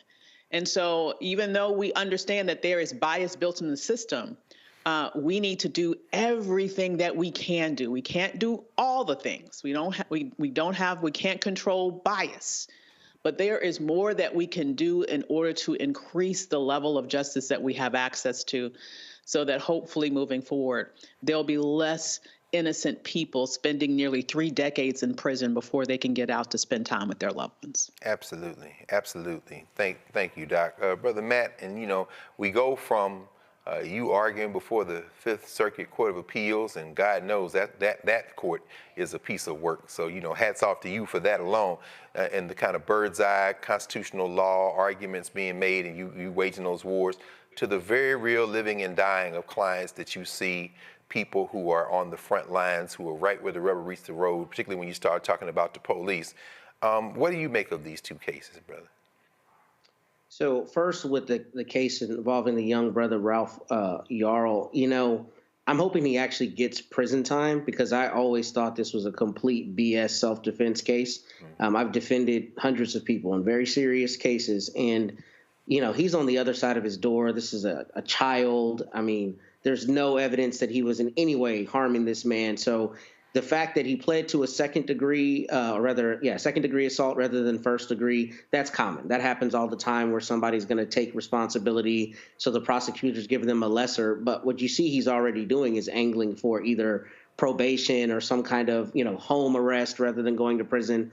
And I think that this case is emblematic of those situations that are so clearly on their face, racially motivated, discriminatory, but because of some external thing, i.e. here, this guy being as old as he is, they may take it easier on him. And I think there needs to be an example made in this case particularly, because this kid was on the wrong street and very obviously not menacing this man, and he was shot. And I'm hoping that this guy actually gets prison time. But I am happy that there was a guilty plea and we don't have some trial where he was able to actually beat it, because as much as I think we need to allow people to have their constitutional rights, and I fight vigorously if I represent you, I also want there to be justice for a victim like this young kid, because I got young sons that, could go to their friend's house one day, or what they think is their friend's house, and the idea that somebody could shoot them because they look at them a certain way is a very scary thing, meaning the homeowner looks at them as a threat when they're very obviously not a threat is a scary thing. So I'm glad there was some accountability. As to the second case, these are always bittersweet to me. I think it's a beautiful thing when a prosecutor's office does the right thing, but this brother will not get 30 years of his life back. And the state of Maryland, I imagine, is one of the states where the median income is higher than in other places, which is a good thing, because the way Maryland's exoneree statute works is basically you get paid every year at the amount that is the median income in that state.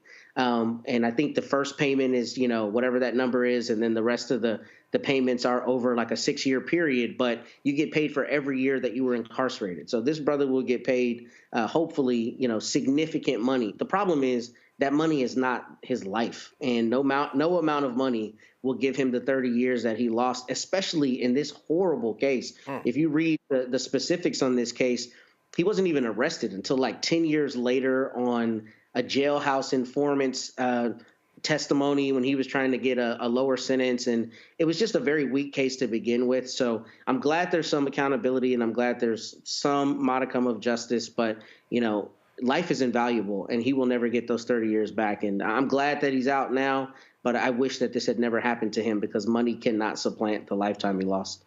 Absolutely. Absolutely. And we know that of the many, many, many who watch Black Star Network and who watch Roland Martin Unfiltered, there are a lot of folks who are not Black who watch. And I'm glad you mentioned that, Matt, because, of course, this being All-Star Weekend, it was All-Star Weekend 13 years ago that Trayvon Martin went out to get a little something to drink and iced tea and some Skittles, and never made it back to his father's place. So, yeah, man, that's a real situation.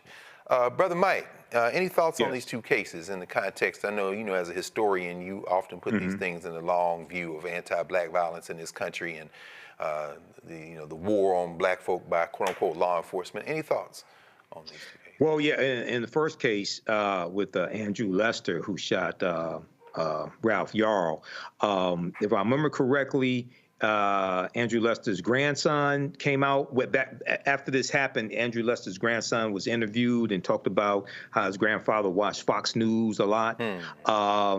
And here, just because you're scared does not mean you can use lethal force. Just because you're scared does not mean that the other person is a threat.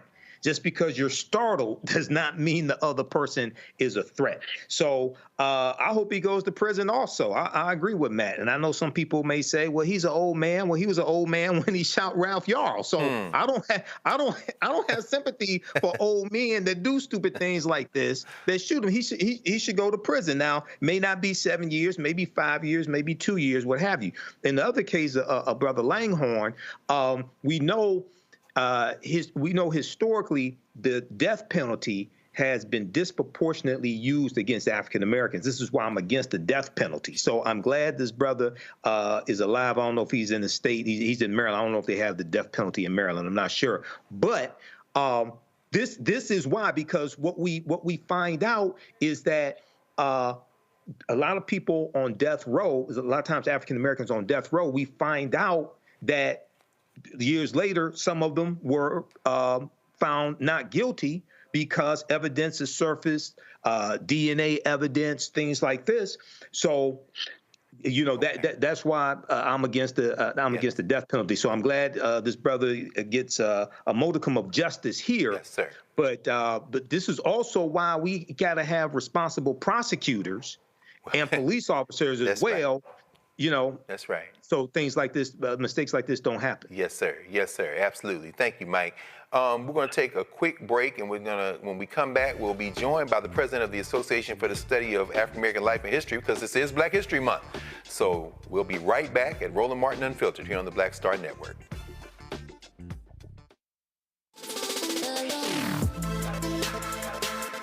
Hey y'all, welcome to The Other Side of Change, only on the Black Star Network and hosted by myself, Bria Baker, and my good sis, Jamira Burley. We are just two millennial women tackling everything at the intersection of politics, gender, and pop culture. And we don't just settle for commentary. This is about solution-driven dialogue to get us to the world as it could be and not just as it is. Watch us on the Black Star Network, so tune in to The Other Side of Change.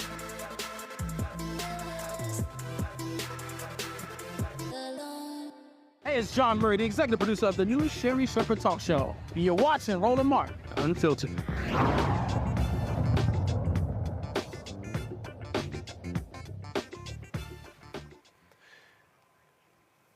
The year was 1926, and a man who came out of the coal mines in West Virginia, Carter Godwin Woodson, acting in concert with his adopted fraternity, Omega Psi Phi, and coming in the wake of the great Mary Church Terrell, who had said Frederick Douglass's birthday should be a national holiday in Washington, D.C.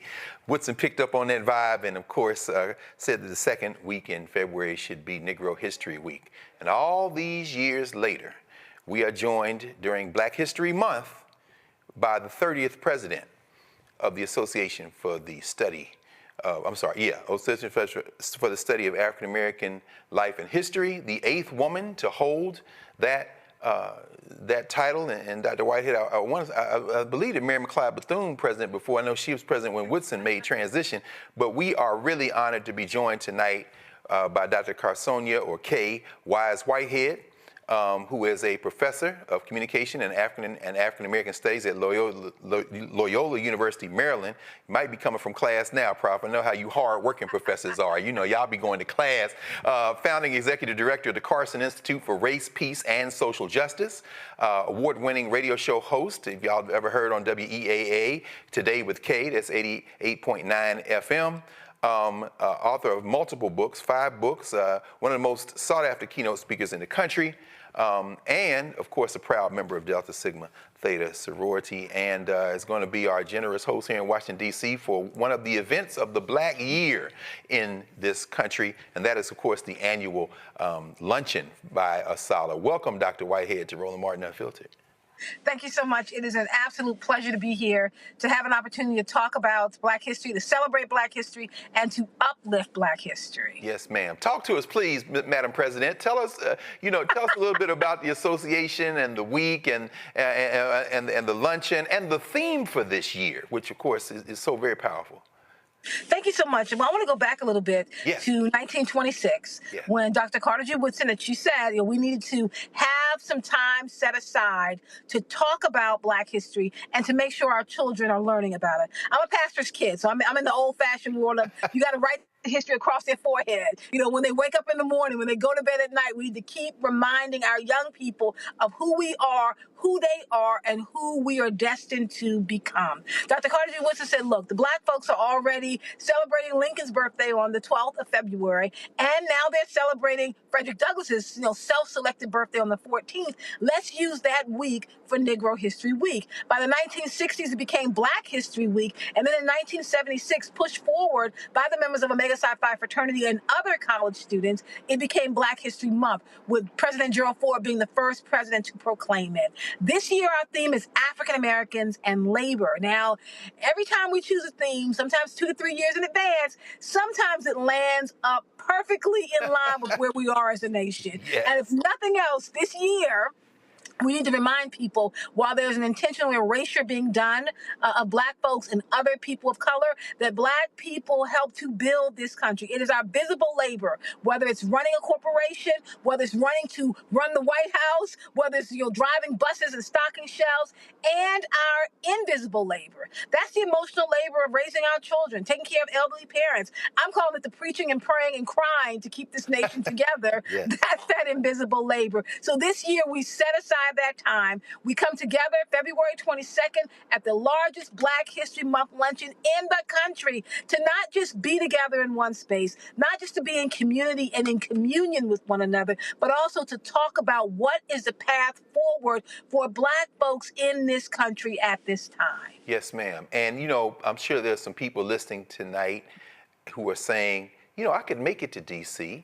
on the 22nd. And, now, this is one of the things I love about Asala.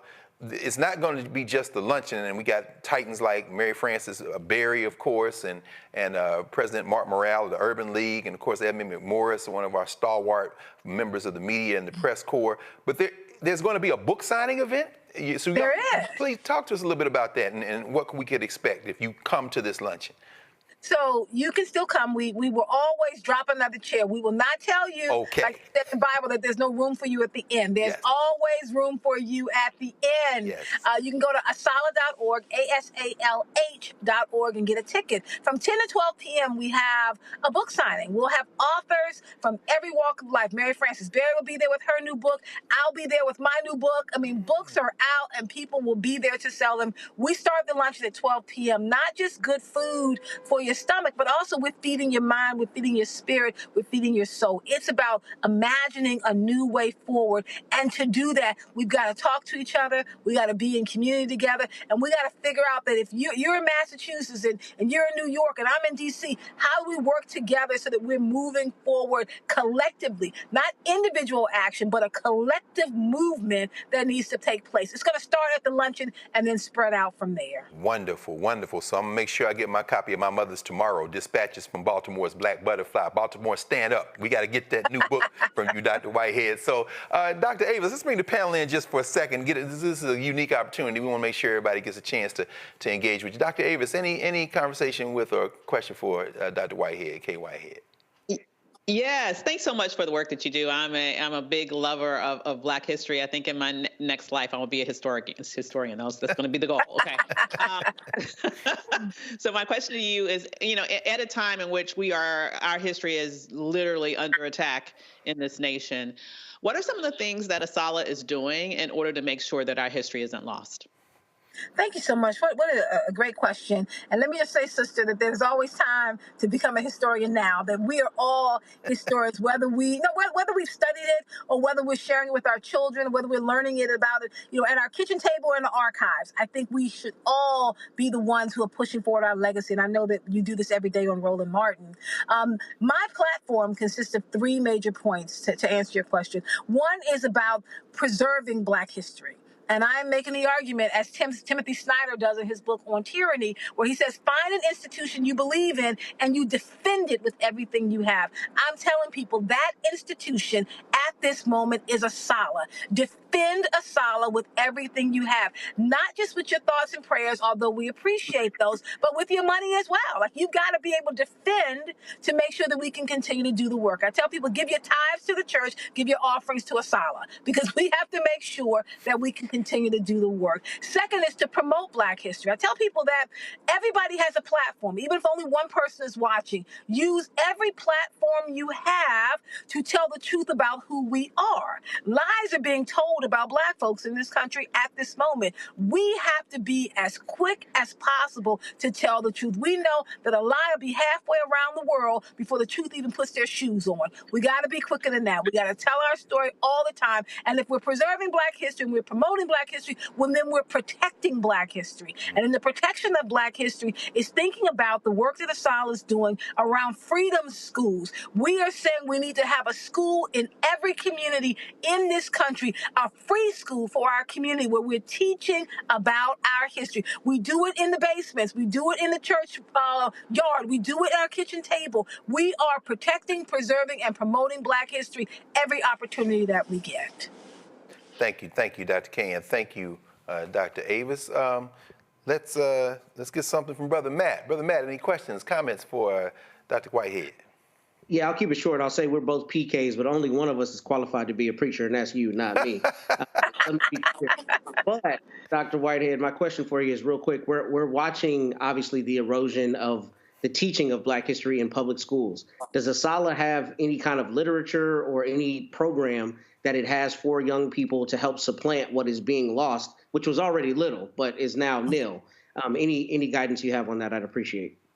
Thank you so much. I really appreciate that question. We have two publications. One is our Journal of African American Life and History, JAW, which is for academics, for professors, where it's all the research about what's going on in our community. The other one that speaks directly to your question is our Black History Bulletin. Dr. Carter G. Woodson wanted to make sure that teachers and parents have a resource they could use to always teach their children about what's happening. In our Black History Bulletin, we have lesson plans for teachers. We have resources for parents. You can take that and you can take it right into your home and you can start teaching wherever you are. You couple the Black History Bulletin with our freedom schools, and there will always be environments where teaching is going on. We're asking people to join with us to connect with our local branches, because ASALA is a national organization, but we have local branches. There are branches in cities around the country. Find the ASALA branch in your community, join with them, and then you can connect and get the resources. Thank you,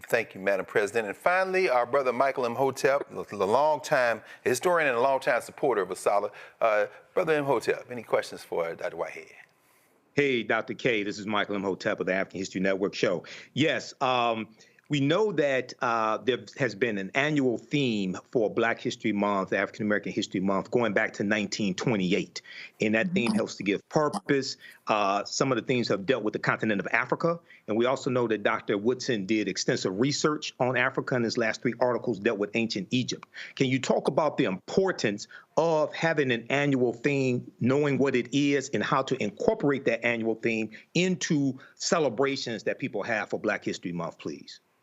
Thank you for that question. I really appreciate it. One of the things that Dr. Carter G. Woodson thought was important, we need to pull out an aspect of our experience, of this experiment called democracy. We need to pull something out to uplift it. And so in that same vein, we do have a theme. Last year was African Americans in the arts, where we talked about the contributions that Black folks have made in terms of music, poetry, writing, prose, dance. This year, when we started thinking about the work that labor movements have had on the existence of this country, from Mary McLeod Bethune to Shirley Chisholm, we thought this was the perfect year to do that kind of conversation. And little did we know, with the change in the White House, with the change in this country, with the change in the WIN movement, that nothing else would be more important than making sure that people understood what our contributions are. And as quickly as they're trying to erase it, we're moving even faster to make sure they understand that our history is written in pen, not in pencil, and it can never be erased.